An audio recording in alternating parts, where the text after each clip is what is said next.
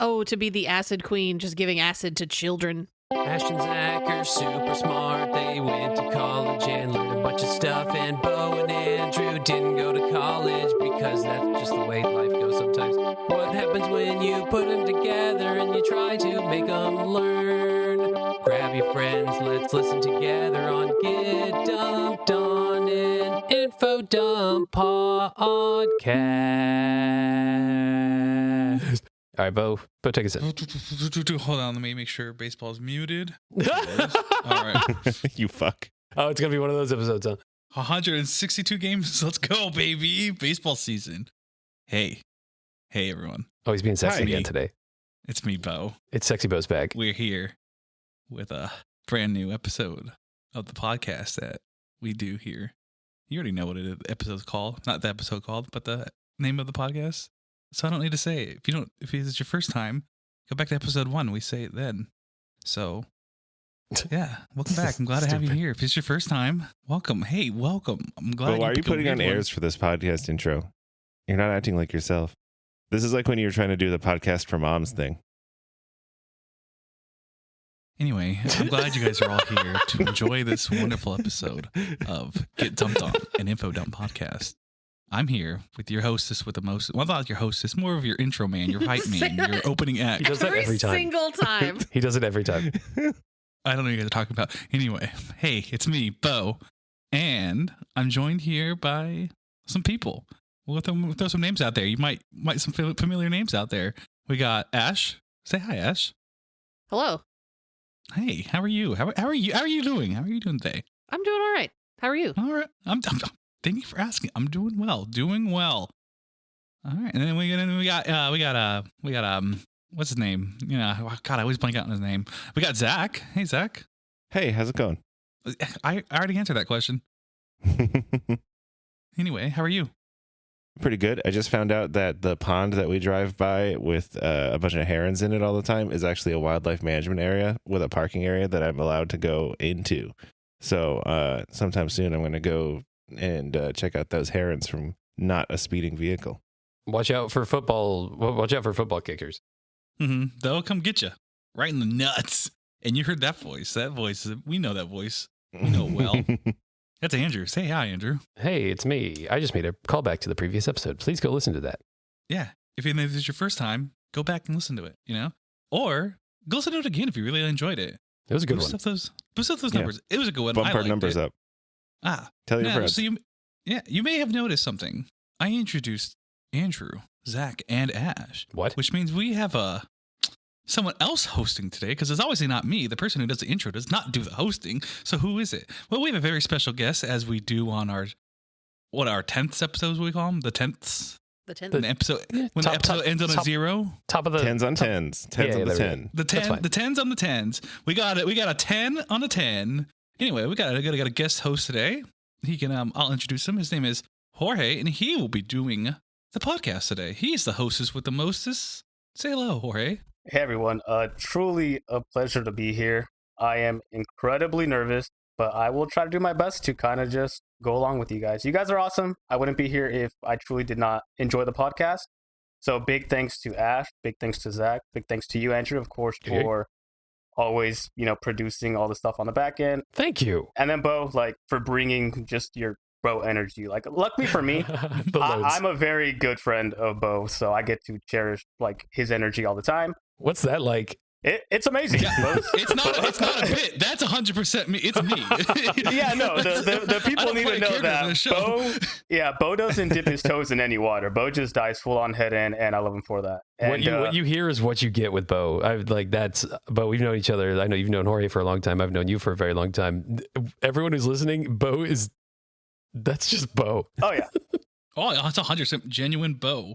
It's genuine. I wouldn't want to change it. And if you don't mind, let's get right into the discussion. And don't worry about being nervous. Don't worry about being nervous. I think I have set the low bar for this podcast when hosting, so just do better than me. I still have no idea what the topic is going to be. I'm excited to find out. Very excited. And thank you for coming to the podcast, Jorge. We've been thanks for being here, Jorge. This up. Thanks for having me. And honestly, better than the same old Justin. So I was kind of riffing with Bo just a little bit before I had met you guys that sometimes you guys take a while to get to the topic of discussion just because you guys start riffing back and forth. Oh, And yeah. I love it.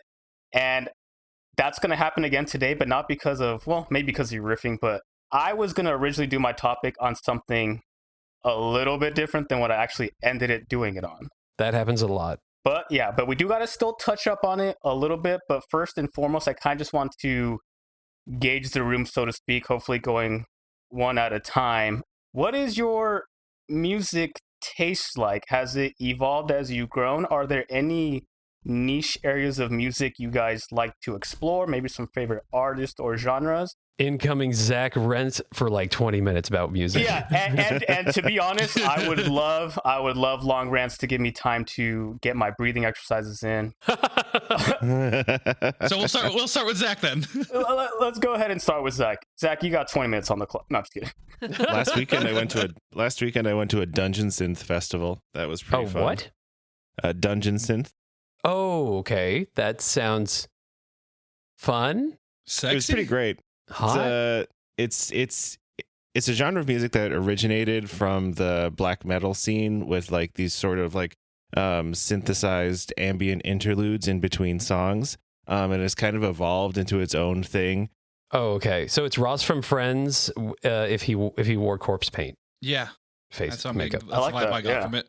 Yeah. Kind of, yeah. And then it's also kind of evolved into more of there are a few different like subgenres of dungeon synth, because there's like medieval synth, and then there's like cozy dungeon synth. It's pretty Love a good cozy great. It's dungeon. really fun. Yeah, it's cozy dungeon. There's a great couple of cozy dungeon synth bands. There's one called Grandma's Cottage that has some good stuff. I really like the medieval dungeon synth because it kind of has like this sort of like questy feel to it. It's good music to put on the background while you're playing D&D or like reading a book about dragons or something. Kind of sounds like RuneScape music, sort of. But like Hedge Wizard is really good, and Questmaster is also very good. I also really like Thief, and Tales from Under the Oak is pretty good as well. I only hope as you're kind of listing these off that there's one person who's like, Thief, yes, the name there's drop. this one person who's losing their fucking mind in their car right now. But it was really fun. Speaking to me.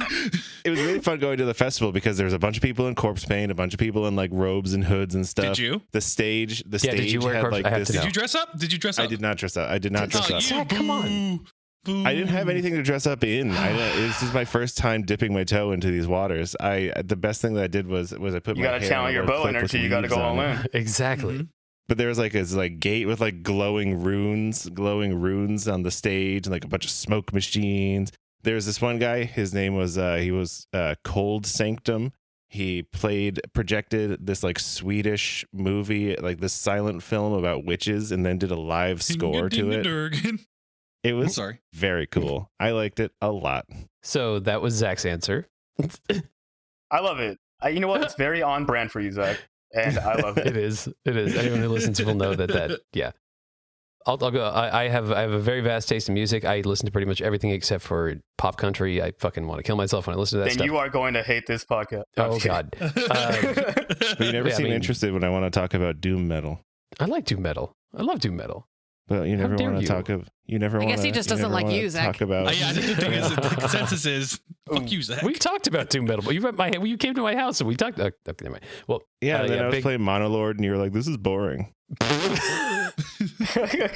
like not everything is a winner, but I'm a big metalhead.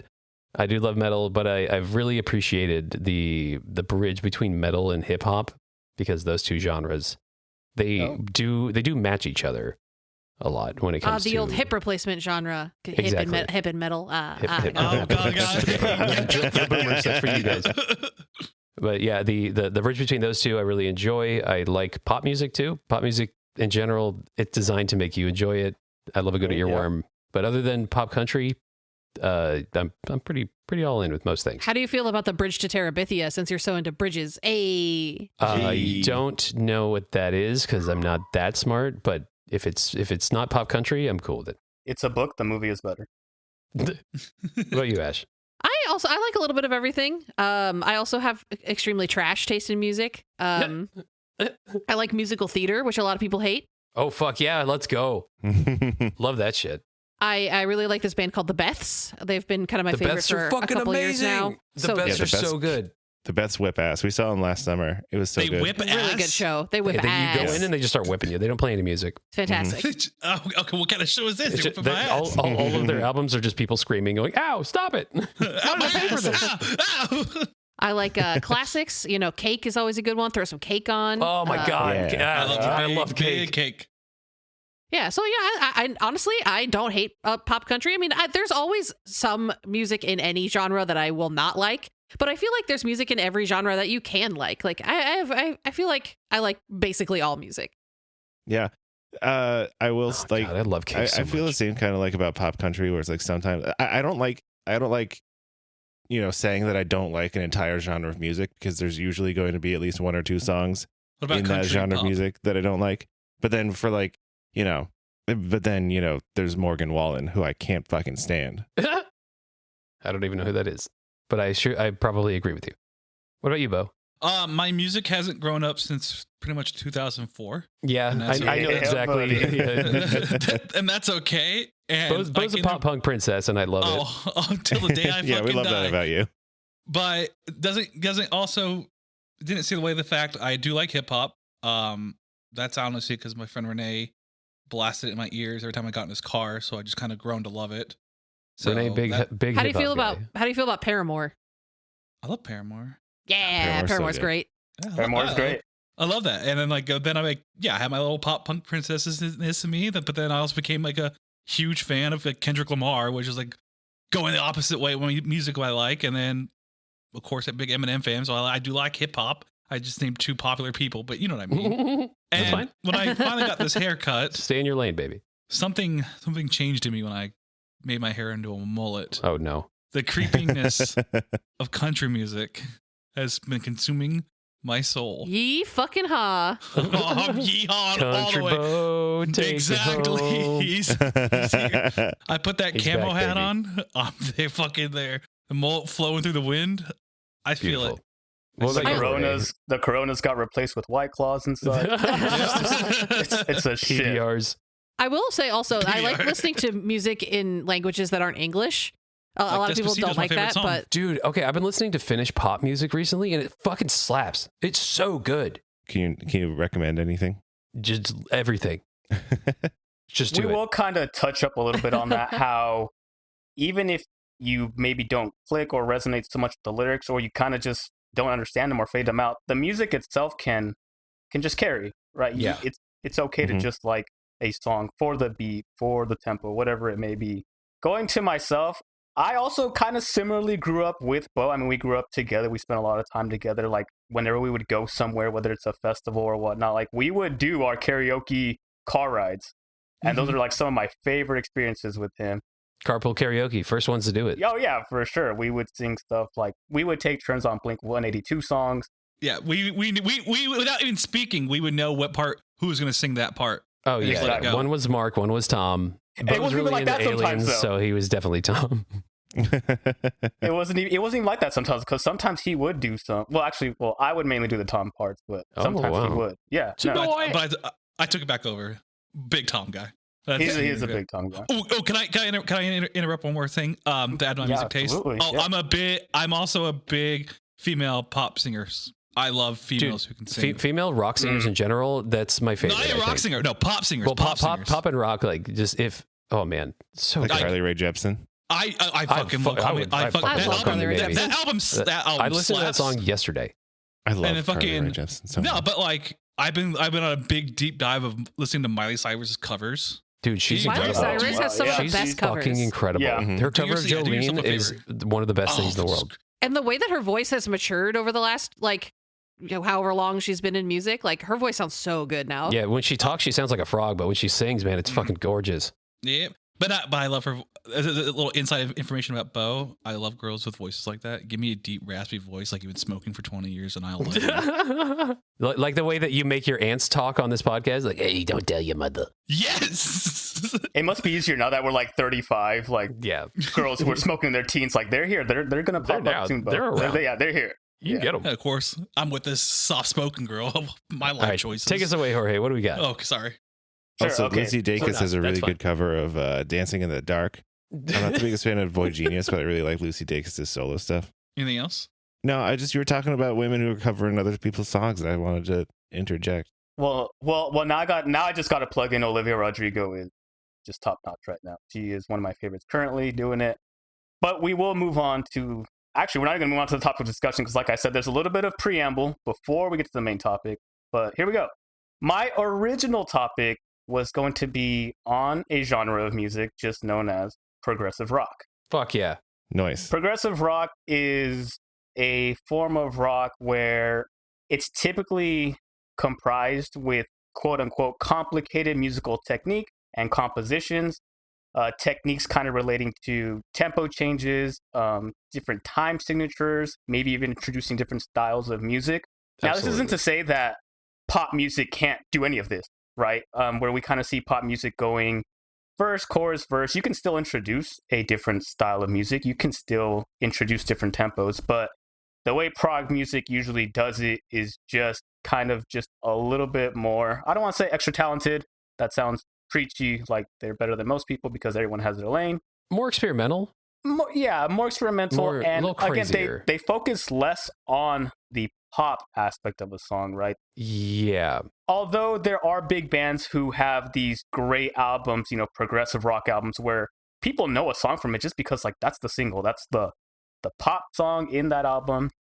We will get in touch with some of those. But I thought, okay, progressive rock in general, it's too much to cover for myself. I didn't want to just start listing bands and songs and whatnot and talk about all these musical techniques. So instead, I kind of wanted to just go talk about Rush for an hour. Yeah, let's talk about Rush for an hour. Let's talk about Rush. Yeah, which I absolutely could do. Is Neil Peart?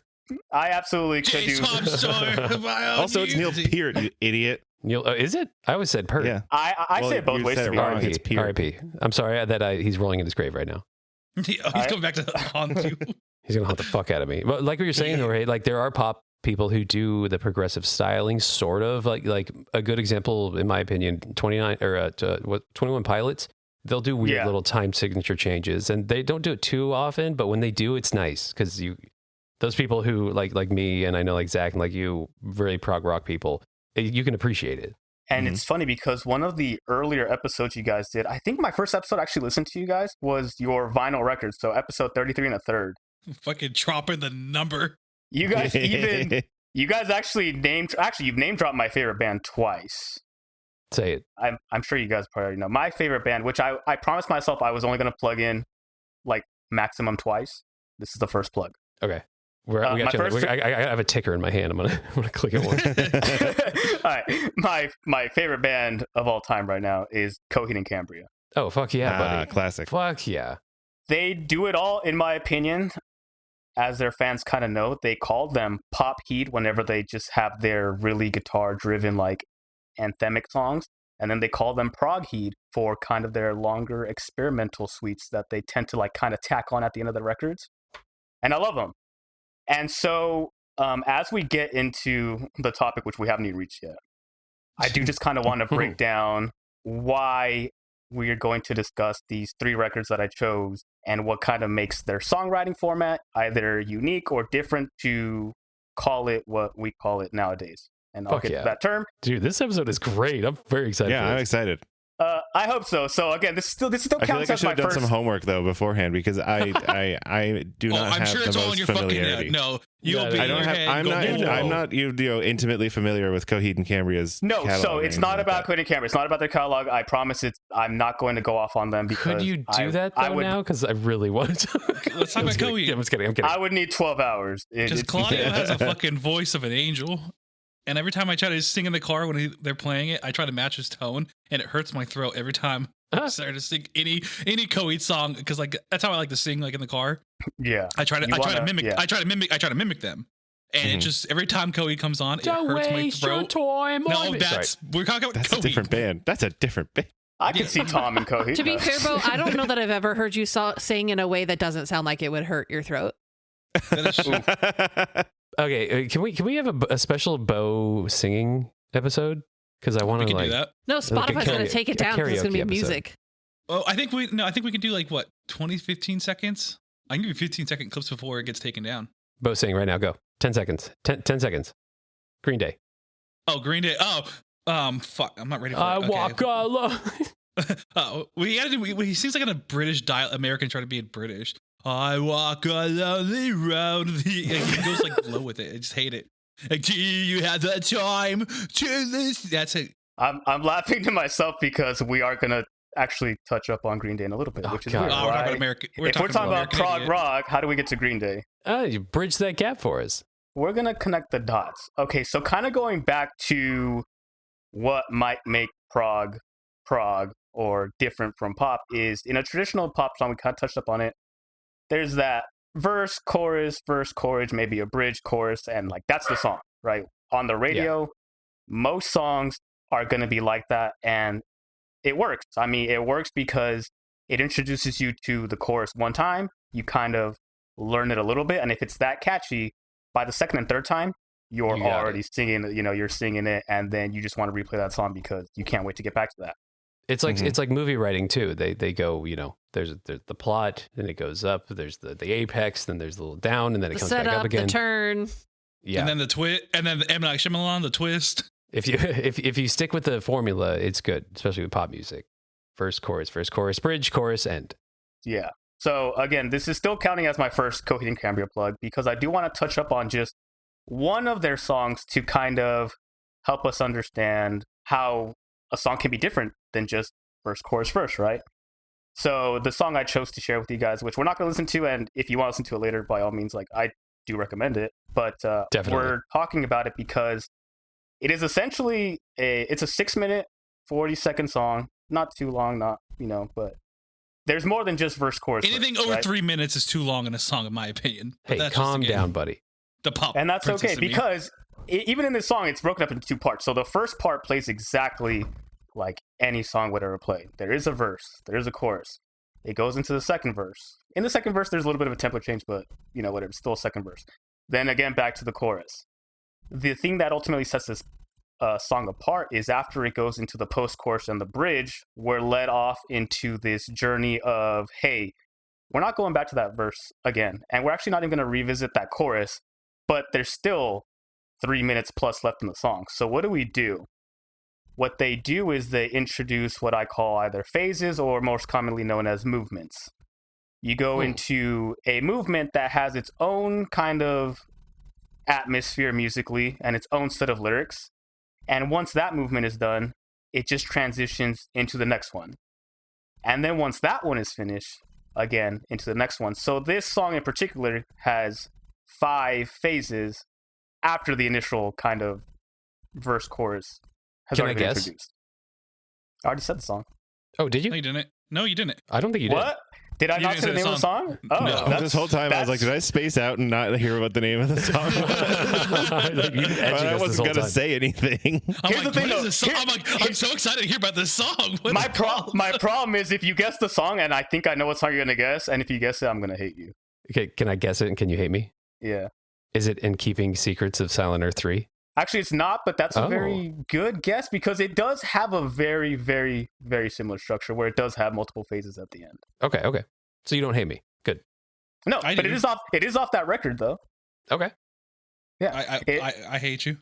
It's actually track 5 called The Crowing. That's a good... Oh, man, I'm going to listen to Coheed after this. Yeah, just a banger of a song. And again, the only reason I even brought this song and Coheed up is just to kind of break our way of thinking. Yeah, well, I had to plug them in. But to break our way of thinking, like, okay, is prog rock just long songs? No, they're structured in a way where, again, all these phases have context, and each context within the phase provides some important notes for the record as a whole, right? The songs tell a piece of a story. It's hard to tell a story when you're repeating these poppy choruses over and over, right? Because you're just saying the same words. That's one thing. I've made a lot of prog rock in my day. I'm writing it out right now, actually, and it's very proggy. Can I sing in it? We always say that it's controlled chaos because there is a method, but at first listen, especially for someone who doesn't listen to that stuff, it's ADHD rock. It's all over the place. But when you really think it through and put it on paper, it makes sense. It really is, and there's steps to like prog rock. Like you have your entry-ish level bands. Like I would say Coheed is pretty entry level. Again, they have a lot of pop songs where you could just vibe and have a great time, but if you really want to delve into the lyricism and whatnot, into the story, then you can get more out of it. Absolutely. So going back to the storytelling aspect, I'm sure you guys have heard of concept albums, right? These concept records that have an overarching story from the beginning of the first song all the way to the end of the last songs. Oh yeah. Like Traveler by the Lord Weird Slowfig. Right. Do you guys have any albums that you consider concept albums that you enjoy and listen to that you kind of want to plug now? Yeah, let me American give you the Idiot. year. Damn it! I knew that. I knew you were going to say that. I wanted to give that I was one. going to say the year 2004. A good album got released called American Idiot. But I am seriously so happy that you're staying on brand. And I actually, you talked about it before. You brought up Green Day twice now. I promise you, we are going to be talking about American Idiot later. Okay, good. We or should I talk about it? All I'll of give you us a whole- are. And okay. actually, and I do want a lot of your input because I want to see if we enjoy it differently or more similarly. Because again, there's more ways to enjoy a record. It could either just be the music or it could be the story or both. What about you, Zach? What's your favorite concept album? I know you. I know you're not new when it comes to concept albums or albums in general. Mhm. What do you got? Oh, well, 2112 by Rush was the first record I ever bought on vinyl. Nice. And that's a fun, well, technically only the first half of it is a concept album, but it's like one 20-minute side of the record. Full one then? Yeah. It's not an So- answer. My other favorite is probably Traveler by the Lord Weird Slowfig, which is What'd you call the me? entire the entire album is based it tells the story of Baltek Balthazar, who is a space pirate, and it's set in the setting of this tabletop RPG from the 70s called Traveler. And the character is I love this already.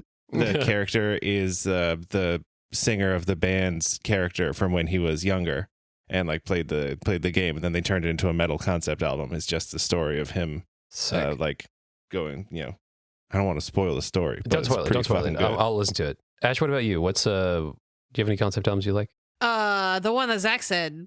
They're married, Because Zach so just they plays share it all the time. It's Yeah. fine. I actually want another plug. Pretty much every album by the Deer Hunter is a concept album that has artwork with it. And I love the Deer Hunter. Me too, in dude. particular, acts 4 and 5. How can you not? They reach their prime. so fun for you. Jorge, I don't think I've told other people this story, but I haven't told you this story. We haven't talked that much recently. I've actually been to their house where they recorded Act 3. You said you this mentioned story the on the podcast. You podcast. told the story on the episode. And- Just so Yeah. excited Yeah. about it. You mentioned I was it in the very excited. podcast, and I was very excited to even hear the name drop. And Jorge, I and- know where you live. It's not that far from you. That's crazy. I Well, will I mean, give you it's the not address. that crazy, but yeah, like it's You could crazy and just not go and crazy say because hi. I can imagine. Yeah, that's my brother. Them and Olivia I- Rodrigo in the same city? Wow. Dude, that would. You just found out where Jorge lived if you Google where Olivia I know, Rodrigo's right? from and where we Well, all you grew up, also except found for out where Zach. I live. I've mentioned this plenty of times before where I live. Zach didn't live there. Zach sucks though. Boo, Zach, Question for you boo. guys. Oh. So with Sorry, I love you. with concept albums, I actually know this. What was the first concept album?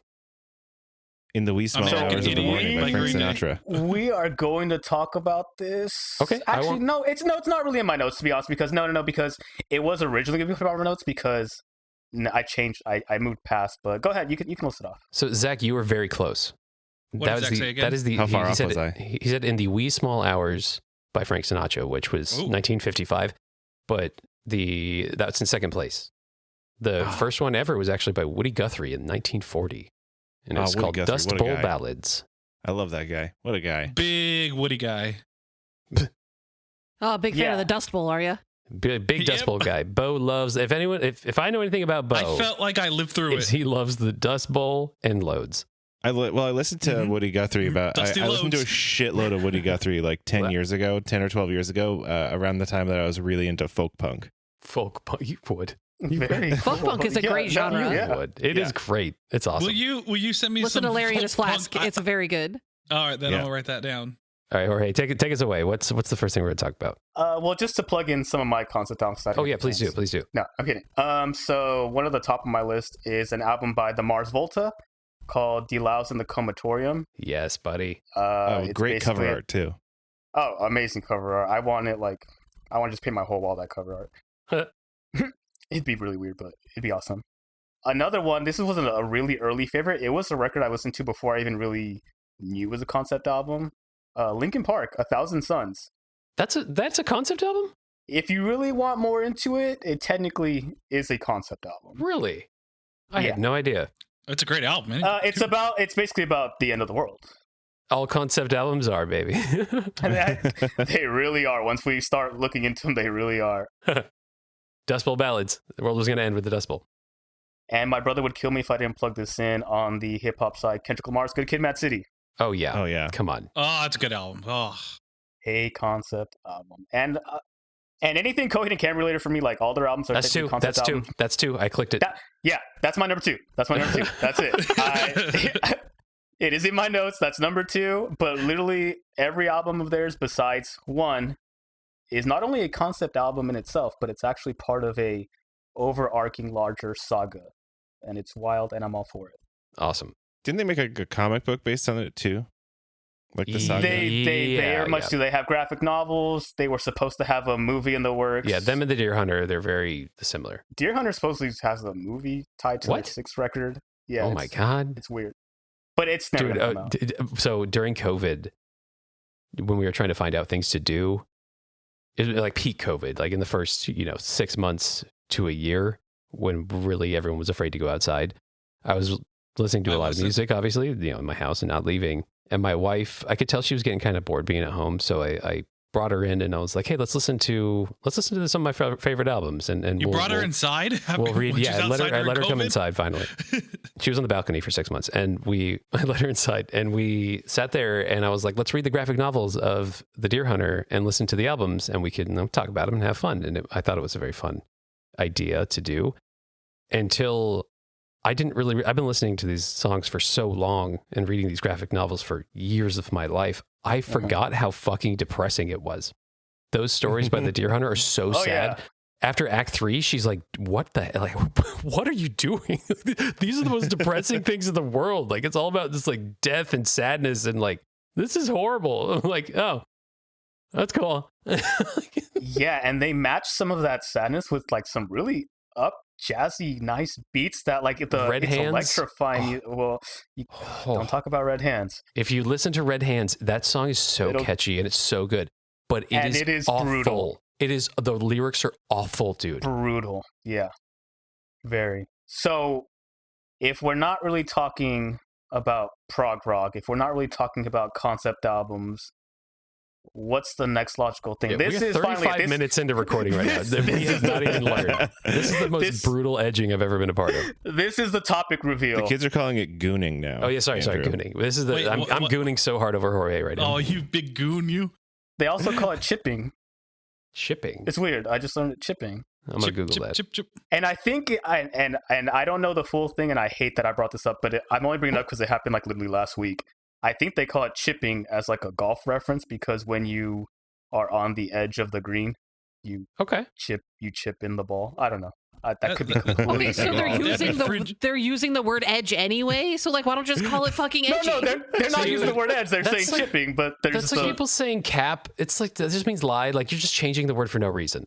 That's what you're doing right now. You're cucking me because I'm watching you be edged. I'm sitting here in my chair. He's trying to chip, and you can't goon, and it's a. Mm-hmm.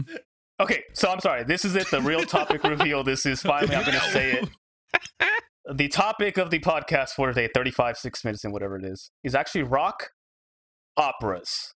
Fuck hell yeah, yes, buddy. Now, rock operas and concept albums, they share almost everything. One person could describe, like even earlier when I brought up 1,000 Suns, and maybe someone doesn't think it's a concept album. Like to them, it's not. To me, it is. I will name some rock operas that maybe you might say, well, I don't think that's a rock opera. It's just a concept album. But, the way I like to look at it is kind of and I hope I don't mess this up, the square and the rectangle. Mm-hmm. Do you guys know what I'm talking about? Yeah, all squares are rectangles, but not all rectangles are squares. all rock operas are concept albums, but not all concept albums are rock operas. Yeah. That's I like Traveler how and 2112 are both rock operas. I disagree. But that doesn't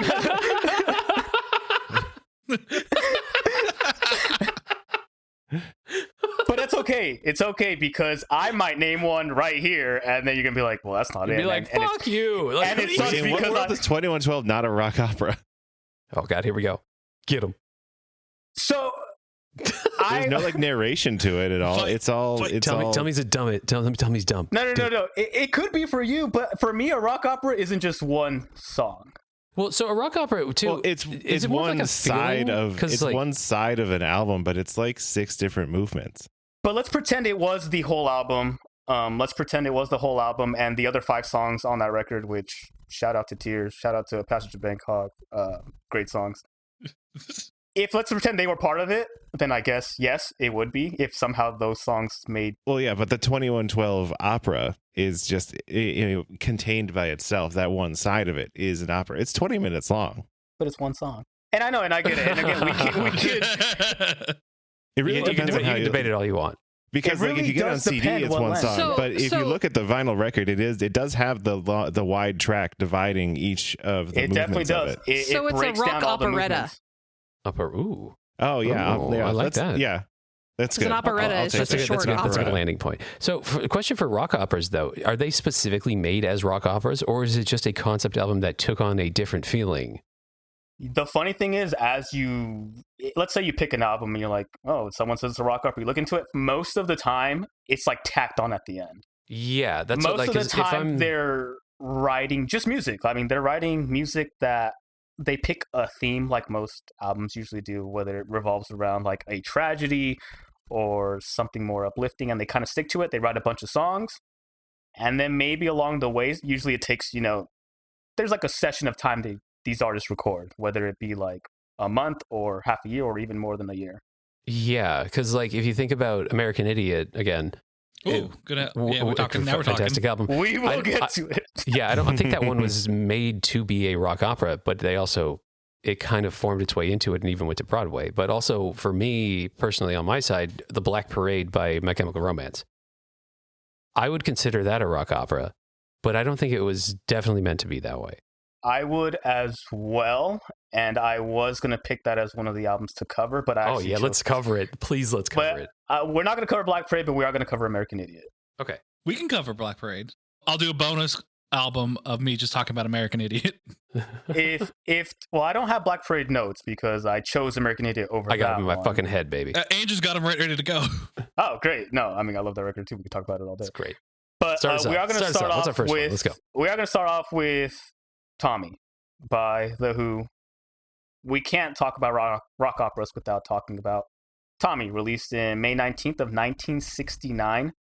So again, Good the first year. concept Good year. album we already said was what, the 40s? The 1940. 1940. Yeah, so this is, almost 30 years later where they took the idea of a concept record and they kind of just amplified things a little bit. But what doesn't make this album more prog than it is just a rock opera is a lot of these songs aren't really technically complex. You have a lot of just simple guitar and drum patterns that sound amazing all on their own, but the story or the narrative is really driven through the lyricism. Although, again, Tommy's accredited to be one of the first rock operas, it's pretty loose. This Right, one is there- this the one with Pinball Wizard on it? There it is. There's your pop song in this historical rock opera. Yes, Pinball Wizard is in it, and it's so funny how it's even in here because the whole story could do without that song. It's that song is so, when I hear it without hearing the rest of the album, it's I remember when I first heard it, I was like, why is this popular? Because it's great song. it's a great bangs. like musically it's fantastic, but the lyric, I'm like, is it just a pinball guy? Like, what is it's just some dude who Well, plays see, pinball? Andrew, the thing about it is that ever since he was a young boy, he played that silver ball. From Soho down to Brighton, he must have played them all. I heard he plays a mean pinball.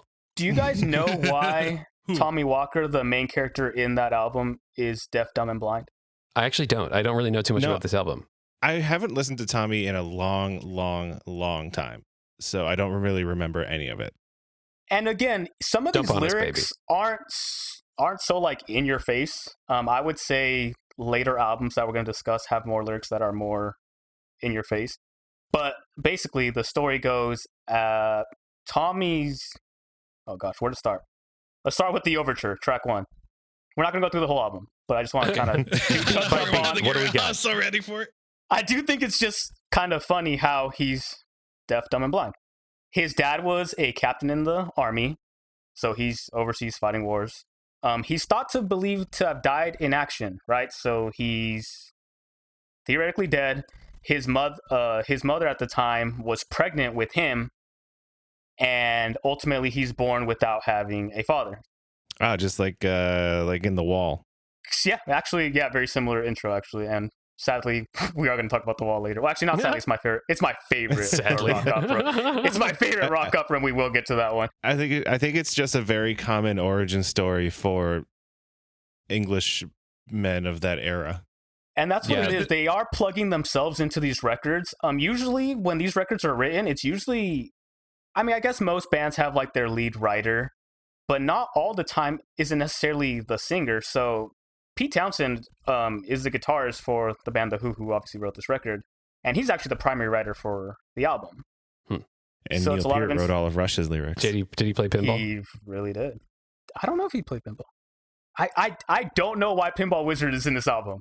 I don't know. Well, I want you to come back on a later episode. There's no and amount of find out. research that I think I could find. 'Cause It's the humanizing moment that gives you insight into what Tommy does for fun. Was pinball popular in 1969? Oh, big time. It's funny though because okay, so his mom ultimately finds a new lover, and Okay. Good for her. Bring her stuff out Stepdaddy? there. Good for her. the captain dad, who was thought to be dead, actually never died. Again, What? very loose. We don't know why. He comes back. He comes back home. He sees his wife with another man and kills him right there and then. What the hell? He And do you were know- dead.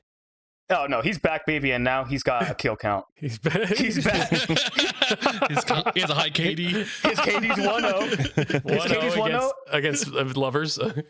And guess who witnessed it all? Little Tommy. Tommy. Little Little Tommy. He's Tommy playing pinball. Walker. He looked up from He's his playing pinball machine. Daddy, what are you doing? He's like, no, stepdaddy, no. And here's the bizarre part. Well, if he's blind, how did he see? Well, yeah. he wasn't blind. What? He was a regular boy who witnessed this, and he was coerced by his parents to basically shut out any idea of this event ever happening. And in doing so, he psychologically made himself blind, Holy shit. unable to hear, and Trauma. ultimately didn't speak. Yeah, talk about just this traumatic event that happened and then was even further pushed onto him to like forget it. So he ultimately just became this thing like out of nowhere, overnight almost. Think about the time too. That was back then where, people could really get away with crimes. They didn't have DNA. They didn't have cameras. Could you I mean, they had cameras, but like, As they long didn't have as the nobody cameras sees you everywhere. do it, Exactly. I think I could have been a really good murderer back in the day. That's just They were just like any like bank robbing, and they didn't have security cameras back then.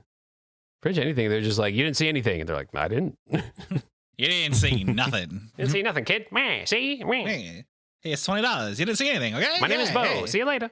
I And mean, the kid said, "Okay, I'm My blind name is now." Bo. I live here. It's Yeah, so I'm funny blind though now. because he basically like, well, I'm blind now, and he's only really amazing at It's a bold pinball choice.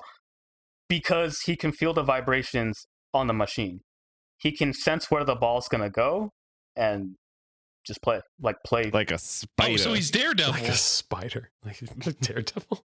And that's the only reason that song is even plugged in, just to show off his extrasensory skills. I They guess. say when you lose one of your senses, the other ones get stronger. So that's Yeah, right. he lost them all. Oh my God. Except for pinballing Except for touch. or touch. Yeah, that makes more sense. So the That makes funny more thing sense. is, before he even realizes that he's like a god at pinball, Wizard. wizard, yeah, right. Before he even realizes that, he does have other traumatic experiences Oh God. go on in his life, being tortured by his cousin, being What? abused by his uncle. Yeah, this is all in the album. It's all Oh my there, I promise God. you. It's all there. You read even the All song of these, titles. every like, concept album is so sad. if you get to one of the high points for me on the record is Underture, right? You have your overture at the beginning, kind of just glancing over what's to come. Underture is actually it's a 10-minute song, no lyrics again, where this lady who was promised to be able to fix his condition, because ultimately, like, even though his family coerced him to forget the event, they didn't really mean for him to like be blind and all that, because they were worried if he's blind and he can't take in information, how is he going to be able to be religious and follow the word of God and ultimately end up in the afterlife? Okay, right? Hold on. It's all in there. I Why promise you. the fuck would they be like, oh my gosh, he can't follow the word of God. He can't be a good person. Hey, remember that one time where we told him to forget the murder? Yeah. That's not very Christian of you, is it? So they meet this lady called the Acid Queen. He gives her What? just straight up LSD. I'll fix your boy. Hell yeah. Straight up loads him up on LSD, and then we have First one's free, I've baby. got something to help you, boy. Hey, my name Take is 2 drops of Bozant. these I on have his some tongue. LSD. You want some? I can help your son see and talk and Oh, to be the suffocate. acid queen, just giving acid to children. See, and that's why the rumor of razor blades in Halloween Candy started, because of the acid queen. Just Johnny Appleseeding acid around the country. Johnny Acid. Wait. Johnny Acid, You get some acid. Johnny and Acid you Queen. get some acid. Johnny Acid Queen. I'm like silent laughing. I can't even audibly laugh. I'm trying not to audibly laugh so Everybody you guys. gets a tab of Oh, do it. acid. Let it fly, baby. I'm trying to like not audibly laugh so you guys can get your words in, because No, do it. I've been audibly laughing this whole fucking time. So clearly that doesn't work. They ultimately it find a doesn't? doctor. No. Oh, of tripping course Like, not. balls here's doesn't drugs. restore your sight and your hearing.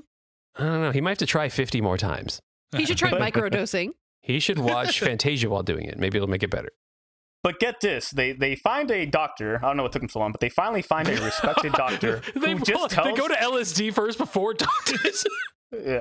He's like, well, did you try LSD yet? They're like, yeah. He's like, okay, let's move on to the next thing. And all he says is, all right, just like stare into this mirror forever, and then you'll be good. And so he does just that. Medicine Quite was literally, amazing back then. he just stares into a mirror. The family realizes that he's actually coming back to his senses. And this is the part where even I get a little bit confused, because he was going to come back, I guess, theoretically, to have his senses. So his mom gets upset. He never saw a mirror before this moment. I don't know. Like, again, I love these records. They mean a great deal to me. We're tearing them apart. But yeah, no, we're tearing apart. But I mean, really, the music really holds strong. Oh, yeah. But they ultimately smash the mirror, and this does actually remove the mental block that he had, and he does recover his senses. Okay. Now, if I love this that journey wasn't for him. wild, if this wasn't wild enough, in the next couple, I guess the last third of the album, he quite literally just realizes, like, hey, I was able to shut off all my senses. I got them all back. For whatever reason, he just thinks, like, I'm going to be a religious leader now. After this pinball game. What? Yeah, I'm going to start my own religion. I'm going to open With up... blackjack and hookers. Okay. I'm going to hold a holiday camp, invite my followers over, and we're just going to have a jolly old time. That's the LSD That's talking. the LSD's coming back around here. Yeah. Yeah. I mean, you got to remember, like, even the part where, like, me personally, where I get stuck is, was he acting deaf, dumb, and blind? Which he was, or did he actually believe it while he was doing it? If that makes any sense. Like, was he Yeah, faking it for just himself, or was he faking it for the sake of others? This guy's troubled. That's for damn sure. He's He's got a lot of trauma, and he needs therapy, not LSD Yeah.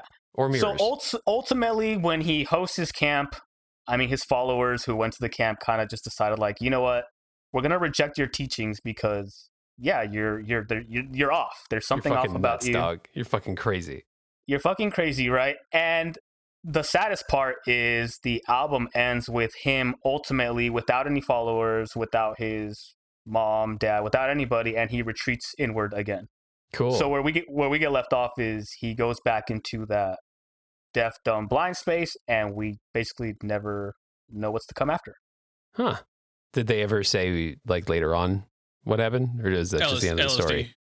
No, that is the end of the story. And a lot of these stories, even as I'm sure with other concept albums, they are left loose at the end, either intentionally or just because. I mean, it's a weird ass story. Like, how do you close this? How do they ran out of ideas. Like, let's pretend the camp went well and he's a religious leader. Like, even that's weird. He served him a bowl of punch, and they all went off to space. And they all lived happily ever after. But yeah, we talked about, so the music itself, again, if you listen to anything like that The Who have done, very guitar driven. Keith Moon, obviously, on the drums. This is probably Keith Moon's most tame drum performances, although there are some, like, big highlights. It's nothing that he does when he goes, like, crazy at, like, the Leeds Festival kind of songs where he plays those. And a lot of the info, again, is just mainly shared with the lyrics. And even though the album, I forget how many tracks it's a decent amount of tracks. They're not all very long. Some of them are just like a minute and a half. Because they're just a few lyrics kind of to push the narrative along. And then the next song might have like a bigger prominent moment where, okay, it's a longer song. We want more storytelling. We want more pinball. So let's do 4 minutes on that. You mentioned there was instrumentals in here too. There was like... Yeah, so like I said, Underture is the standout one, being 10 minutes long. That's the LSD trip. And it's great because it has this fun play on the overture where, like, the overture, again, sharing kind of taking little bits of songs throughout the record.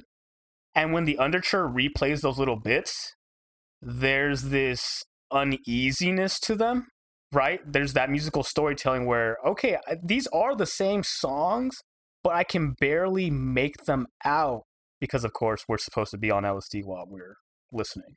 Interesting. Or that's what's kind of being displayed to our ears. And to answer your question, or to ask a question, but there's 25 tracks on this album. 25 tracks. It is a double album. Yeah. Yeah. Some of them are very long, and some of them are as short as 20 seconds. Yeah. 12 seconds. Ooh. Tommy was inducted into the Grammy Hall of Fame in 1998. Oh, and by the way, it's actually being revived for Broadway this year. There have been a few adaptations before. Sad fucking show. But there's one this year. Like I want to see the murder, and then him playing football afterwards. It's gonna be. How are they gonna make that entertaining? I imagine, like, let's pretend like the songs are good. If you like the songs and all that, but let's say you take someone who has no idea, they don't even know about the music or whatever. You take them to see this play. They'd be confused as fuck. Oh yeah. Wait. Now he's playing Pizzball. Now he's a cult leader, and now he's just. Yeah, I said Pizzball. Oh, my real dad's actually back, and he killed my stepdad. Guess I got it, but I got to get this high score though. Yeah. Pew, pew, pew, pew, pew. These kids these days and their pinball games. It's funny because, like, I bet you there's some person out there who's like, I wish I didn't even learn about the story because. I just thought it was just a guy who played pinball. It was amazing. Now I learned that all this trauma behind it. Now I'm sad. Because I imagine for me, it's like the story is an addition to my experience, but I can also see the other side where someone's like, oh, like this is. Yeah, that's kind of like what we talked about with people who choose songs for their weddings that shouldn't be wedding songs. Do you tell them? Wake up, man. That's such a good wedding song. Okay, I was at a wedding yesterday. I'm kidding. And there was Fleetwood Mac playing. There was Fleetwood Mac song playing for the walk-in. Dreams? Oh. And, yeah, and the pastor, whatever, officiant guy, like he was standing next to me when they were all walking up, and he's like, "This song's about cheating." I was like, "I know." Yeah. Fleetwood Mac, Rumors, the best album that's by and for people cheating on each other. Dude, it's fucking amazing, but it's so sad. It's great though. All right, we are going to dive into the second record now. I'm doing this 3 different ways. So the first one, we kind of talked about the story within the record. This next record, I actually just want to break down one song from the record just to kind of emphasize the movements within the song. Can I guess? And then American Idiot. It's American Idiot, but it's not the song. But that's not the song. Is it Jesus of Suburbia? Is it Jesus? No, it's Homecoming, isn't it? It's actually both, but here's why. Because the one I wrote in my notes is Jesus of Suburbia, and then I was going to ask if you guys wrote. I should have asked this before we even started because I'm sure. Have you all heard both songs? Have you all heard the record? Oh, so many times. So many times. I fucking love that album. I'm gonna go after this. I'm gonna go clean my garage and put that album on. and that's freaking great because I've been listening to like all these records. I love them, but I am tired of them. I'm probably not going to do that. Ash and Zach, are you guys familiar with? I know you're probably familiar with Jesus of Suburbia, but are you familiar with Homecoming? Yeah, big time. American Idiot came out when I was 14, so I was all about it. I don't think I've ever actually listened to it all the way through. Oh, you got to. Dude, Oh, yeah. I wasn't the biggest Green Day kid. That's As Bo fine. might tell you, I wasn't either. There's only one record that I truly revisit. Like, I could go back every day and listen to it. It's So what's that Dookie. record? It is. Dookie. Uh, Real Duke. I always tell people I'm not the biggest Green Day fan, but I am a huge Dookie fan. Jorge, for you, what do you prefer, Jesus of Suburbia or Homecoming as your favorite of the two? I will say they play off each other. I think Juice of Suburbia is the more mainstreamish one, if that makes sense. Whereas Homecoming they has a lot definitely more play that a lot. subtext.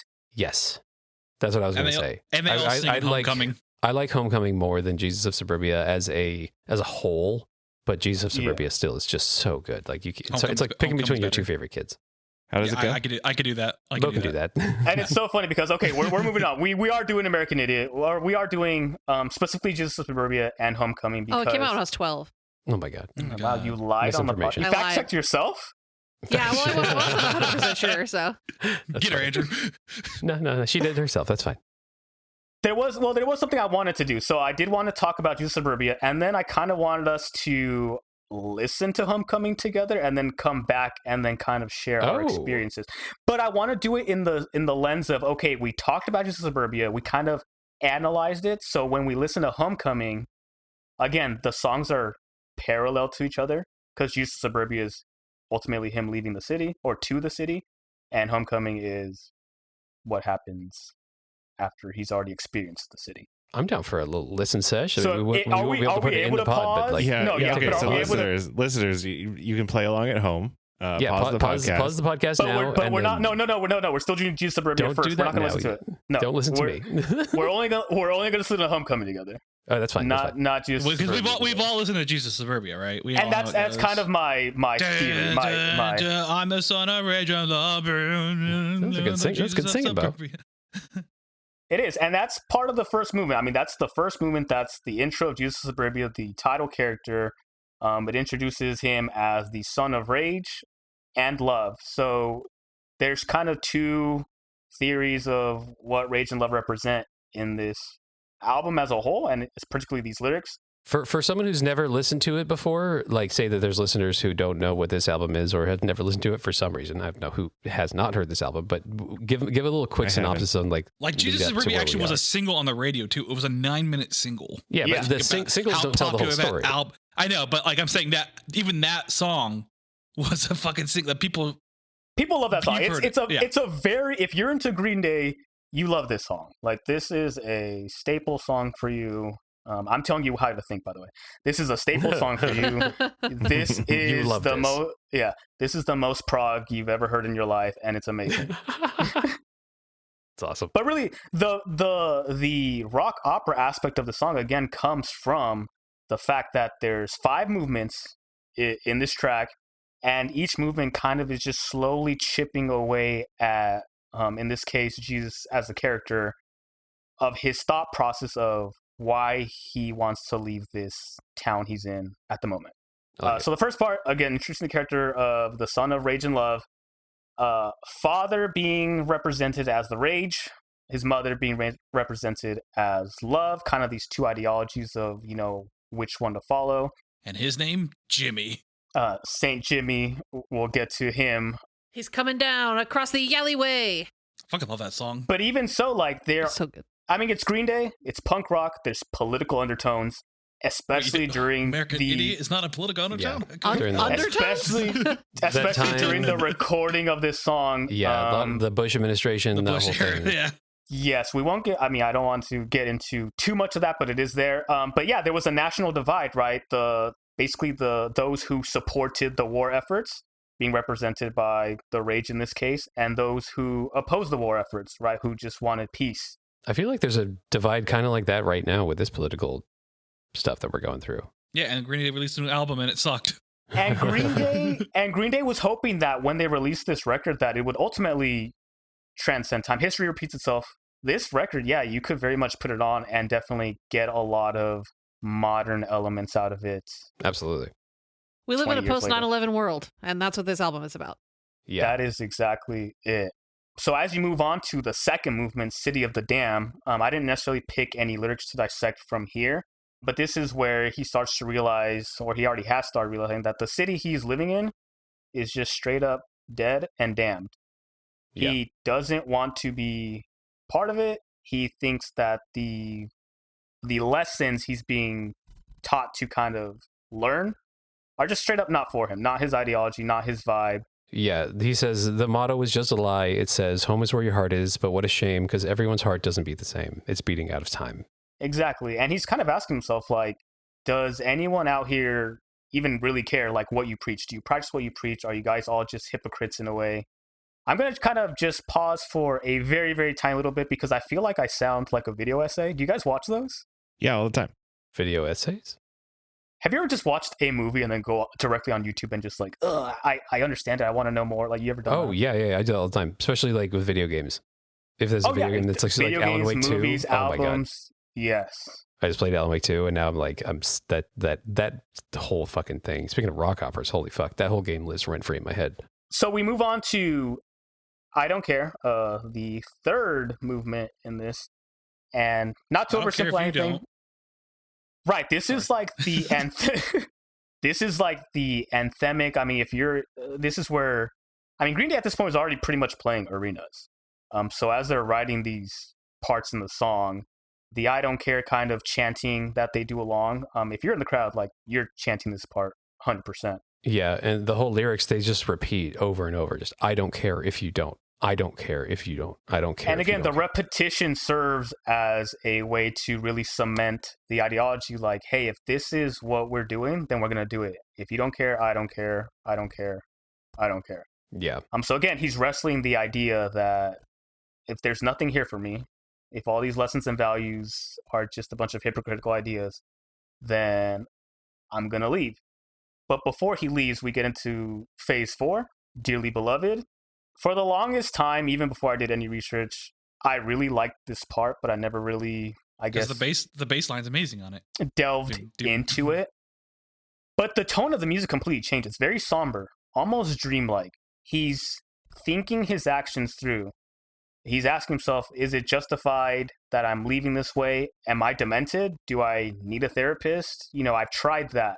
So again, if I tried a therapist, if the drugs they're giving to me, I don't want a part of that. Like, okay, if I know I don't want a part of that, I'm going to leave. I think we've all been through that at some point in our lives. Even like small decisions too. If something goes wrong, you look at everything else and be like, what the hell is happening? Or then you go, wait, did I cause this? Is this me? Or is this something else? Yeah, you hope if you were like, you always want to try to think things through.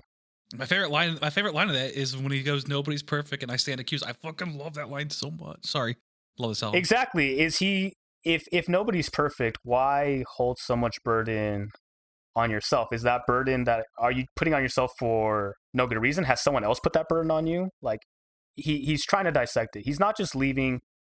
F it all, I'm gonna go. He kind of uses those words, but inside he's really thinking about, like, okay, if I am gonna say F it all, I'm going to leave. Is this really what I want to do? And ultimately, yeah, that's what he does. That's like when Bo screws up his audio recording for the podcast, and I'm like, is this my fault or is this Bo's fault? Is he putting this on me? It's your fault. So when you get to phase 5, Tales of Another Broken Home, he's made up his mind, running away from pain when you've been victimized, Tales from Another Broken Home. He's gone. And again, you could listen to this song, and I'm sure when you guys first heard it, there's no way you immediately thought, oh yeah, I know exactly what it's about. Like, I know exactly where he's coming from. I thought the same. I mean, again, as you said, we were teenagers. The sound just sounded really fucking cool. It was sick. Right? We were flipping middle fingers, and we had our spiked hair, and we were wearing like pink ties. Like, we were going for it. Yeah, the music alone is superb. But the thing that kind of elevates it to that punk rock opera level is just the movements, the way the lyrics are kind of displayed. He uses a lot of first and third person writing as you're kind of going along. This feels very first person, but when you read the lyrics, there's a lot of third person aspects of it. Yeah. And it's just a tool, right? A musical tool that they're using to kind of push us along. Because again, this is, it's track 2. It's track 2, but it's already laying out so much that's up, upcoming in the record. Yeah. Okay, so we didn't pick it apart too much. I think we kind of touched up on what the song means as a whole. Yeah. So he's from a broken home. He's in a place he doesn't like. He's searching inward for some sort of outward response. And he's tired of the hypocrisy. He's tired of hypocrisy. He's tired of the lies. He wants to leave. And at the end of the song, he's leaving. He's gone. Yeah, and it's crazy you get that all from, I mean, it is a long song, but that's just one song, right? It's good writing. It is good writing. They did a fantastic job on this record. And this is the part where I think we do need to pause. We will be listening to Homecoming. And then I'm going to do my best I want you guys to break it down in the way we just did together. I want your guys' input on the different phases, if you can pick them out. They're usually pretty easy to pick out. This is like a fun college course where they're like, hey, let's all work together now and describe this. Go ahead and if you're listening to this, go ahead and pause it and listen to Homecoming by Green Day. It's fantastic. And right after I'm done speaking, on the album American Idiot, and when I'm done speaking, we're gonna come back in. We'll see you in a little bit, in like 2 seconds.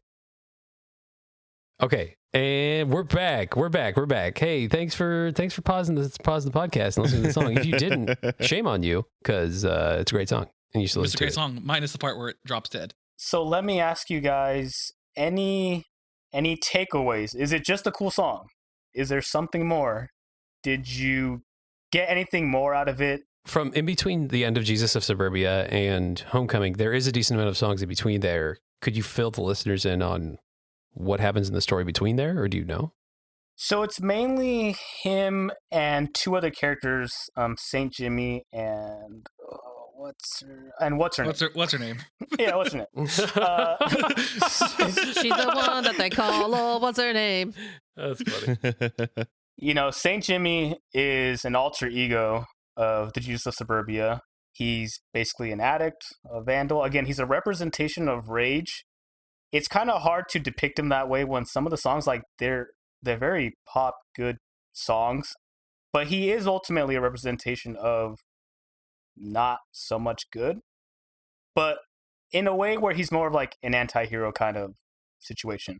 Where what's her name, even though she's also a punk rock rebel girl, with a good heart, she represents the love that we kind of tied back into from earlier. She's the salt of the earth and she's dangerous. This is true. She's a saint. She's a rebel. She's a saint.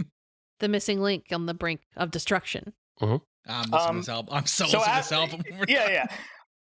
As time goes on, it ultimately kind of all falls apart, where we will talk about it, especially in this song. There's a part where the alter ego of Saint Jimmy dies. Yeah, he blew his brains out in the bay. Exactly. He dies, and then ultimately, as the song is called, Homecoming, he does return back home and eventually loses connection with even what's-her-name to the point where he can't, again, remember her name, and that's why she's called. Damn. But again, I want to hear your guys's...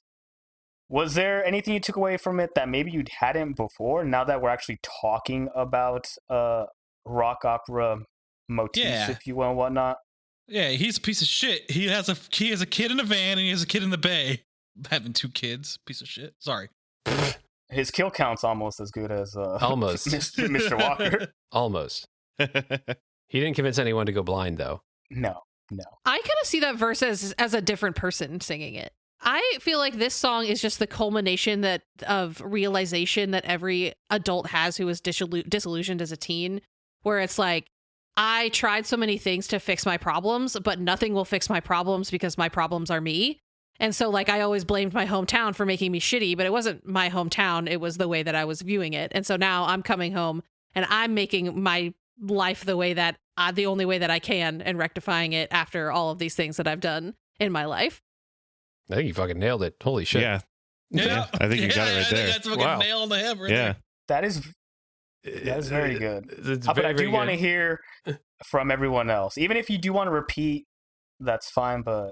No, I always took the song as, he went through this journey. I'm over this journey.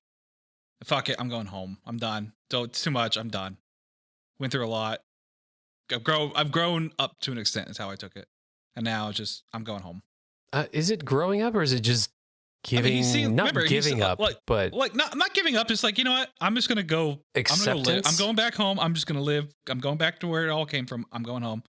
Nothing I can do about it. Well, that's why I think that's that little stanza, the section where it's like, I got a rock and roll band, I got a rock and roll life, I got a rock and roll girlfriend, and another ex-wife. That's someone else talking to him, being like, I'm making my life rock and roll no matter where I am. I'm doing whatever I want. And then Jesus of Suburbia being like, well, this guy's doing it, so like I can make my rock and roll life even in my hometown. I can have my own rock and roll life with blackjack and hookers. With blackjack and hookers at the 7-Eleven that I grew up at. Zach, how about yourself? I like that take. I need to listen to it again. This is the first time I ever heard this song, so I don't really have anything. What was what musically? Yeah, initial takeaways. I really want to hear this. I like the part where the drums kicked in. I thought that was really good with the kick drum kicking his. What? Sorry, nothing. No, I was singing. Oh. Musically, I thought it was interesting. The change ups, I think, happened often enough to keep your to kind of keep the narrative interest going, so it didn't feel like as long of a song as it was, which is always a good way for these things to go. 9 minutes 18 seconds. It's longer than Jesus Suburbia. But I need to actually like listen to the album to hear it all in context. I've never listened to American Idiot in it or at all, really. So, dude, it's awesome. Oh, do yourself a favor, yeah. It's really good. It's a lot of one of those ones there, that's like it's true, but this is one of the ones that just this album's 20 years old. Someone said that it transcends everything just because of how tight it is. It's so tight, and they can never recapture that magic after that. Yeah, and it's also like the hits. They peaked here, and then done. The hits are really good. Obviously, American Idiot, you've heard it, you know what it is. It's very catchy. But this is one of the very rare ones where all of just the B-side songs, I wouldn't even call them B-side songs, just the lesser not hit songs, quote quote, are phenomenal. Like Letter Bomb near the end of the album is. Man, it's good. In general, on like basically every album, I'm usually a fan of the B-side more. And this one, that's true. And that's an amazing testament to the band where you have to like struggle to pick, hey, which half do I like better? That means they did such a bang up job on the whole thing that, I mean, yeah, that's how you know it's really great. Absolutely. But it's funny because, well, I guess not funny, but it is a sad record, ultimately. Oh, it is, yeah. It's tragic because what I take away from Homecoming is he's not, like we kind of talked about it before, he's not going back in the best of spirits, right? He's withered. He found somebody who ultimately abandoned him. His alter ego who he killed is no longer part of him. So he lost a part of himself. Yeah, it wasn't a good part, but even losing a part of yourself, now what are you left with? Is this the good part? Are you making it up in your own head? Is this the part you want to take with you to eventually grow? And now that he's gone back home, he, again, without St. Jimmy, without what's your name, he ultimately just kind of becomes what he didn't want to be. Now he's back in the city he grew up in, and he's let me tell you, he's walking a lonely road, and it's the only road that he's ever known. Except for he does know where it goes because it's to the 7-Eleven. Oh yeah, he loves that 7-Eleven. It's fitting that follows that. Yeah, I really think this song is the culmination of the part of the album where it's the themes of like losing yourself and finding yourself. And do you find something that's different than when you left just internally? It's a big payoff song. And even the big payoff moment at the end with the repetition of we're coming home again, you don't get that payoff without the other 4 phases that come before it, right? If you just kind of started the song, had a verse, and you go straight into a chorus like that, I know I keep saying it, but the payoff is just, there's no impact. It's not as high as it would have been without the journey ahead of it. Yeah. And even the journey ahead with the entire record, this is the second to last song. So it had to be anthemic and really carry every song that came before it. And it's not easy with a record that has a bunch of like good bangers that come before it. Like you can pick out, I think it had 5 singles that all top charts. Yeah, Holiday, Boulevard of Broken Dreams, American Idiot. I mean, they're still playing all these songs on their shows now. You know, like they're just that impressive. Any final thoughts on American Idiot that you want to share? I know we only talked 2 songs really, but if you guys want to pitch anything in, maybe a song that meant a lot to you growing up or whatnot before we jump into our final record. Well, actually, I do. So Homecoming and Jesus of Suburbia, they rhyme a lot when it comes to writing structure. Both 'Cause, five like, phases, yep. Yeah, I don't care if you don't. And then in Homecoming, well, nobody cares. Like, does nobody? Mhm. Yeah, I mean, I think nobody cares, they're nobody cares, intentional nobody cares, Nobody bookends. cares. It's very, very intentional bookends. It's like George Lucas said. It's like poetry. It rhymes. It rhymes. Mm-hmm. And it ends with Jesus of Suburbia ends with you're leaving home, and Homecoming ends with we're coming home again. Yeah, it's very, funny. very Yeah, intentional bookending there. because on a traditional record without a concept or whatnot, the songs, they're just good. Like, you don't have that mirror across the A side and the B side, right? It's just, hey, song 1 is good, song 2 is good, song 10 is good, like, great album, cool. Yeah. But again, we're talking about rock operas. They just take the notch up just a little bit. I think that the only thing that bothers me about concept albums in general, and it just media, like epic media, in terms of like epic as in like big stories, is that they always leave the ending open-ended. They're like, oh, it's up to you to interpret the ending. It's like, you write a fucking ending. Don't be a coward. Yeah. Imagine if every movie you saw was like that. They're like, oh, well, it ends 15 minutes before every movie normally ends. Oh, maybe they were in a hospital the whole time and it's just a solution. Shut up. Shut up. Like the Avengers are about to pull the glove off of Thanos, and then it just cuts to black.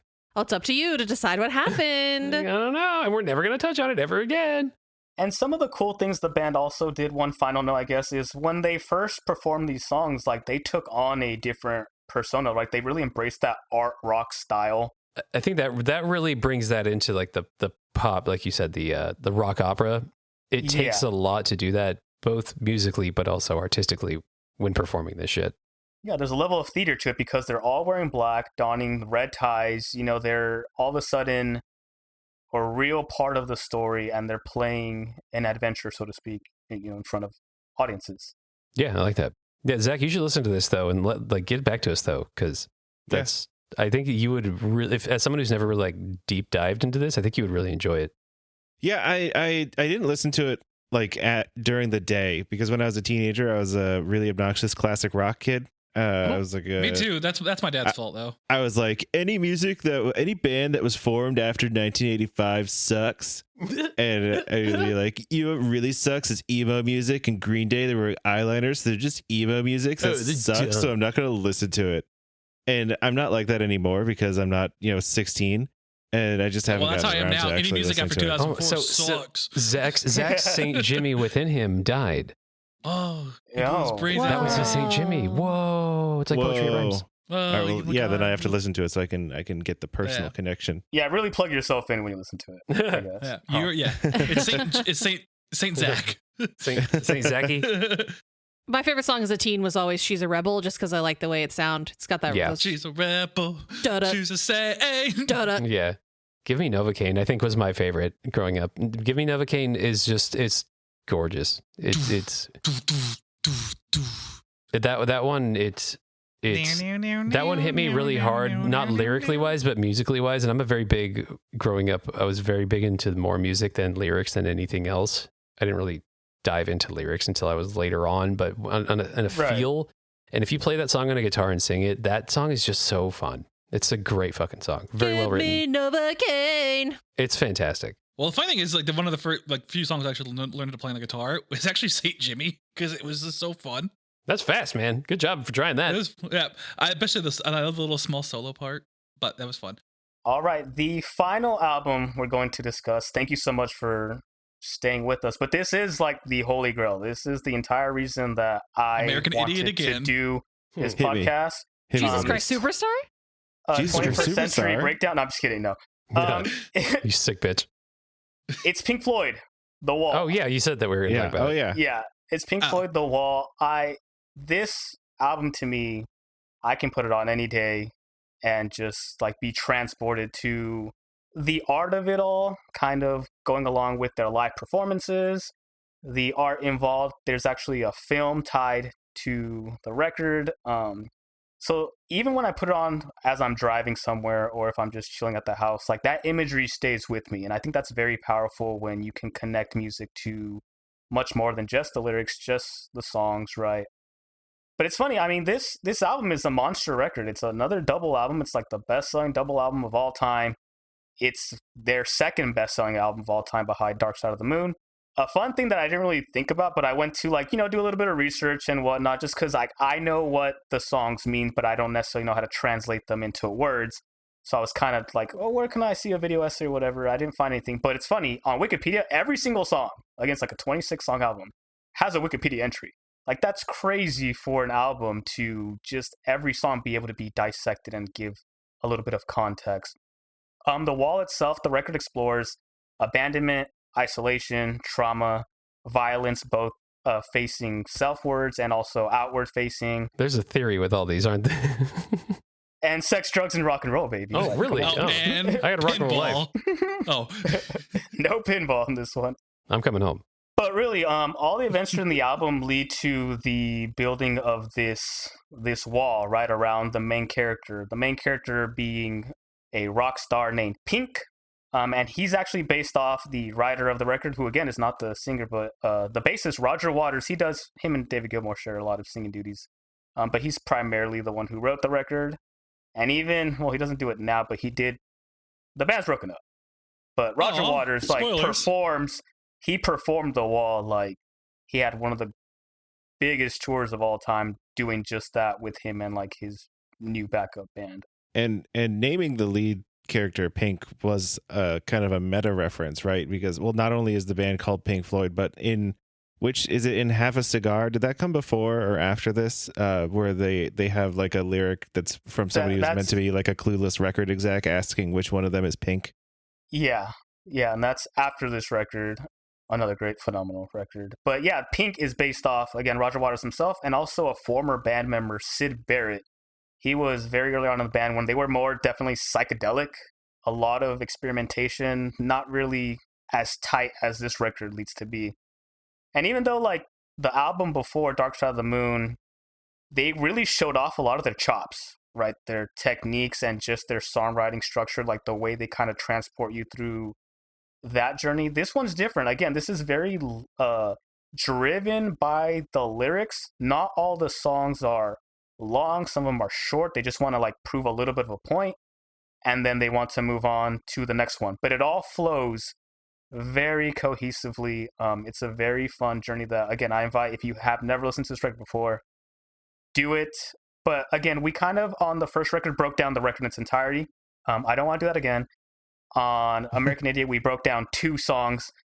I don't want to do that again. I kind of just want to speak to, again, the rock opera aspect of what Pink Floyd did with this. Again, going back to the film adaptation of it and also touching up on the live performances. Because during the film, there's live performances in it, like a lot of acting. There are a bunch of hand-drawn segments to kind of just give you imagery or visuals to go along with the music.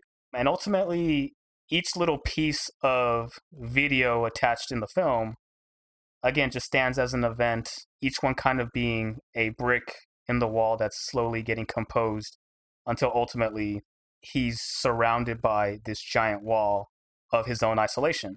It's very powerful imagery because when I first heard this record, I didn't even know the film existed. I obviously didn't watch any live performances because I wasn't around back then. So I just heard the record and I'm like, this is cool. Like, this is sick. This is sick. I'm like, this is different than like Dark Side. This is different from Animals, like records that I've already been listening to for a while. And I didn't get it. I was like, the music is cool, but like, what is actually going on? Why are there part 1, 2, 3 of Another Brick in the Wall? Like, what does this all mean? And I kind of find out that, of course, these bricks represent little events. Some of these events being, of course, the death of his father, which we kind of touched upon, was a British sort of kind of, I don't want to say staple, but a norm. It seemed to happen a lot. Right? Mm-hmm. Like it was almost a norm. His mother being overprotective of him as a youth. His school teachers abusing him. As he grows older, he's a rock star, right? So he's dealing with issues with sex and drugs. Ultimately finds out even his wife, while he's on tour, is unfaithful towards him. So he just grows into this deep depression. And in the film, there's this big payoff because I invite you to check out some of the visuals. They're very gloomy and dark. And they're kind of fucked up. They really are. Like towards some of the later imagery, like there's, people represented by human organs, right? His love life being represented by like this vagina-looking creature, if you will. The judge later on at the end is like literally just a giant ball sack. Yeah, and it's all in the movie. It's all done really well by Gerald Scarfe, who's a great illustrator. He also did all the character designs for the Disney Hercules movie. Oh, did he? And you would almost never, but if you look at Zeus and the ball character, there's a little bit of comparison. Yeah, it's funny. We watched it last weekend. Actually, the Hydra looks very Gerald Scarfe. Oh yeah, the Hydra in particular. Yes, absolutely. The imagery it's dark. It's very cool. I would say it's not going to be everyone's cup of tea for sure. Yeah, I'll say it's not my cup of tea. I know that. I was super into this shit when I was in high school. Oh yeah, I mean same here, and that's why like when they were in the 70s, so you were into it. Yeah, exactly. Yeah, exactly. They were in his like what was your cutoff? 85. Yeah, or but yeah, they were like there. But even so, like as they were kind of talking about the film and even their live performances, there were like some bands doing some really cool things back then. But they were literally getting these giant arenas. They were quite literally, as the band was performing, they were forming a giant wall in front of them to the point where if you're in the audience, the second half of the record, you don't get to see the band play. You literally cannot see it because there's this giant wall representing, the deep depression that Pink had gone through. That's dumb. I want to see the band. Well, you do get a lot of the band in the first half. And again, they don't see them in the finale. They're like, "Thank you very much." Like they just walk off. You're like, "Are they still there?" Well, we kind of talk about like the payoff. Yeah, we kind of talk about the payoff, right? Because what is the ultimate payoff at the end? At the very end, let me go back just a little bit because at some point when he's done building the wall, he's ultimately found in his hotel room by his manager. And, he's basically unresponsive because he's just fallen so deep into his own depression that he just can't really do anything. And he needs to kill Jimmy to get out of it. So this is where the song Comfortably Numb comes into play. He's injected with a drug to basically bring him back to life because he has a show to perform. He's a rock star. He's got a show to perform that night. They drug him up, and he basically falls into this really deep hallucinatory state where, again, this is where he goes off the rails. Every concept record or every rock opera, for whatever reason, just can't be tamed. He's no longer a rock star. He's actually transformed himself into a dictator. And he's no longer performing at a concert, but instead he's leading a neo-Nazi rally. It's wild.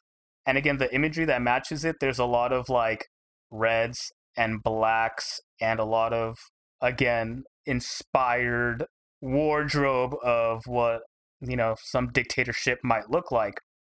And he basically is inciting riots against people of color, minorities.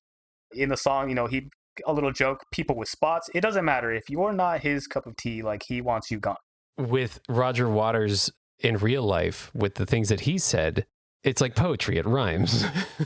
Yeah, Roger Waters is an off-the-wall He's a piece of work. He's an off-the-wall kind of guy. And you know what's weird? He has flip-flopped. We won't get into it, but no, let's not get into that at all. Yeah, we won't get into it, but I mean, again, just solely sticking to this record.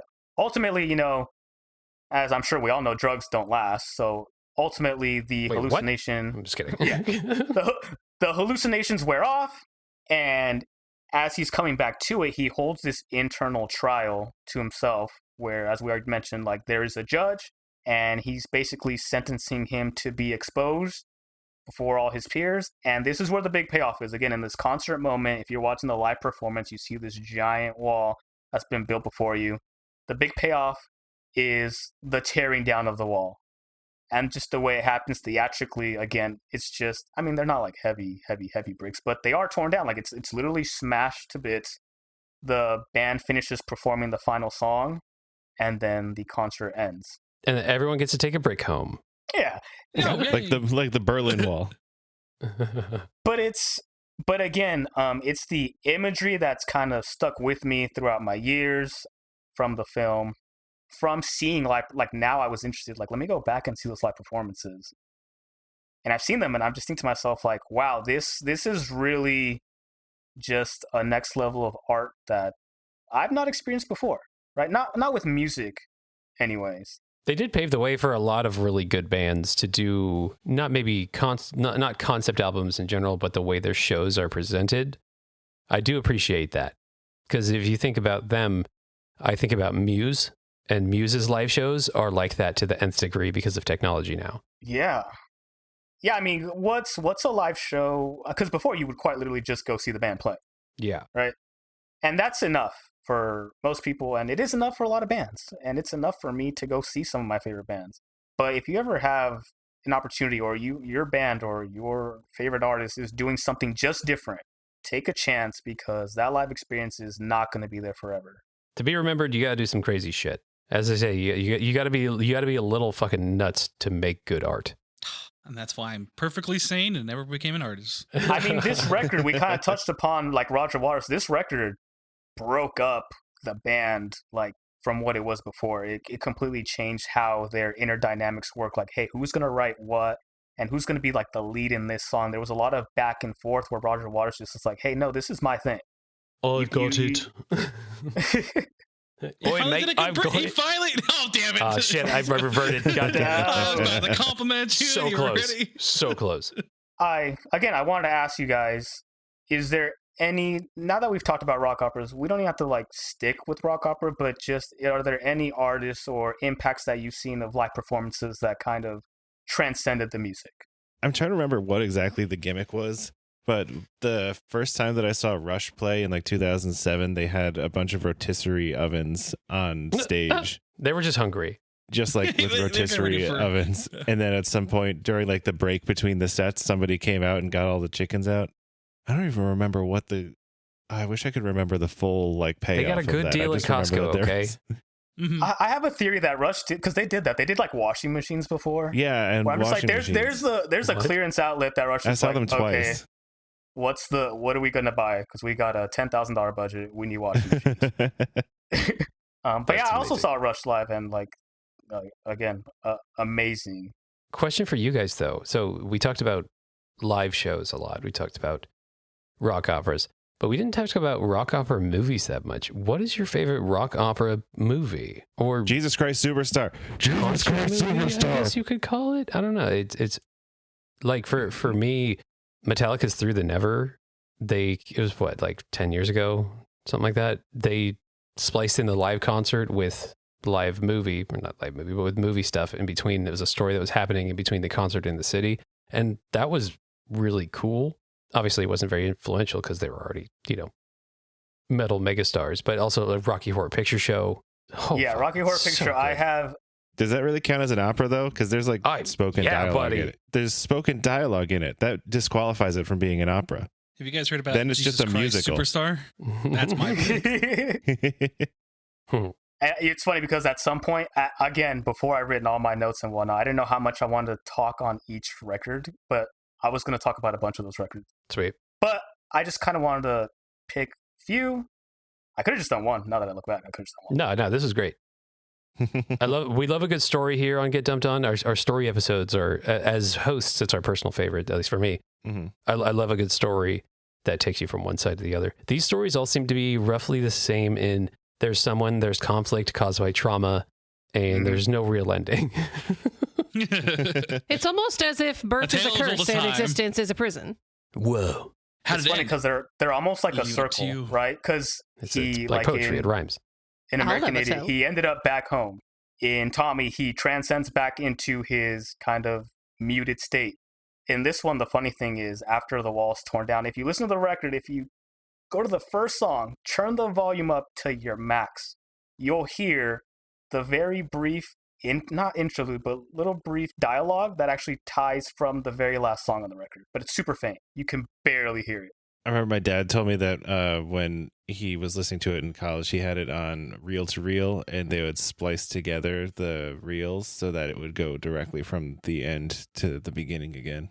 Exactly. It would just be a perfect loop. And the album is, I wouldn't say it's intended to be a perfect loop, but it just is a perfect loop. I knew your dad was a stoner.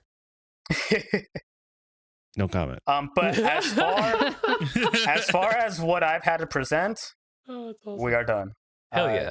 thanks for that fucking great episode, buddy. This is fucking awesome. Yeah. I loved it. No, thank you guys for letting me just go on about something that like I don't think many people would care about. Or That's literally the premise of this podcast. But it's so You funny nailed it. because We did the first episode on birds. Like, we're good. when I listen to you guys, I'm just like, oh, that's like they're into it. Like that's cool. Like I didn't know any of this, so hopefully Getting dumped on, baby. But Yeah. as the host, as like the presenter, you don't get that. You don't get the best part. Yeah, the payoff. It's of, you. I learned something today. Yeah, you just hate No, yourself. it's the whole even time. better. Like, It's man, even better. I am I'm a preachy teacher asshole. today. I am dumping on everyone else, and now they will be either happier or sad with the knowledge that I've given. Just like our last episode when we were talking about poop for a while. I'm sure people were loving learning about that. Yeah, you've done that more than once. And cuck chairs. And cuck chairs. So, okay. Well, hey, favorite things.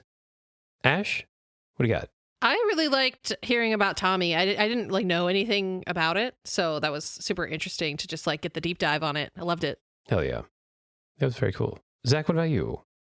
My favorite part was the part where I realized that I really need to listen to American Idiot. Yes, you do. Mm-hmm. You I definitely think that's semi my favorite part too. Bo, what about you? What do you got? My favorite part is when we talked about American Idiot. I know that. I knew that. did. All the millennials are just like, dude, that was the They're like, best yeah, part. bro, Like fucking sick. everything else was like, what even is that? Who cares? You weird emo hair. My favorite part was a lot of favorite parts actually. It was a very good episode. All the is there anyone who's not a millennial right now? Yeah, I know, right? What would No, we're all a- millennials. What would a Gen Z rock opera sound like? Because like most of these rock operas we talked about were, shitty parents coming from here. Vape. I need it so bad. I'm addicted to nicotine. I'm pretty sure there are probably plenty of really good Gen Z rock operas, but we don't know them because we're all old. Because we're old and we don't listen to Oh them. my god! And was it after 2004? I'm not gonna listen. But at the end of the day, it's trauma acceptance. So, yeah, my favorite part though, there's a lot of good stuff. Learn about Tommy. We listened to Green Day, which I fucking love, which is awesome. And I'm astounded by that we are this far into the podcast about rock operas, and Zach has not once mentioned Meatloaf. Bat out of hell, baby. Well, I feel like we're all operating on completely different definitions of what a rock opera is, because I wouldn't really define any of Meatloaf's songs as rock operas. What? I mean, he has an operatic You singing are style. insane. He has an operatic singing style, but it's not like an opera in that it's like a narrative where like multiple people are singing and it's like telling a story. It's it just more so than any one song would tell a story. I mean, it's definitely got the operatic and bombastic style, but I still wouldn't qualify it as an opera. It's progressive rock music in the style of an opera, and that's the all style that Jim of Steinman production. I wouldn't call it a sandwich. It's a hot dog. It's a hot dog in the style of a sandwich. It's between It's two pieces of Wagnerian, but it's not an opera. bread. You little shit. And that's the funny part. You can't like not sound pretentious Yeah. trying to dissect music. It's true. You just can't. That's awesome. So what about you, Jorge? What was your favorite part of this podcast? Either researching, or Especially telling? because Jorge's definition for a rock opera apparently can't be one really long track. Yeah, and that's my take. I don't know if it's hot. If you guys think it's a hot take, make sure Coming you in email hot, us baby. at. Obviously, I was going to name. Hey, email. I don't do know it. what it is. It's a get dumped on podcast at gmail.com. Yeah, get dumped on podcast at gmail.com. Don't forget the Instagram. Get dumped on podcast. Oh, my where boy's got Bo it. is supposed to upload things daily, but he doesn't. I love it. Mhm. But you know what? Lore now, baby. Soon. Actually, hey, on the Instagram, can you post a picture of my setup Yes. Absolutely. just to see how wild I've been sitting here for the last 2 hours? Oh, dude, your back probably hurts so bad. Well, in that since to give your back some a break, I guess not break your back, but we'll give it a break. Bo, take us out.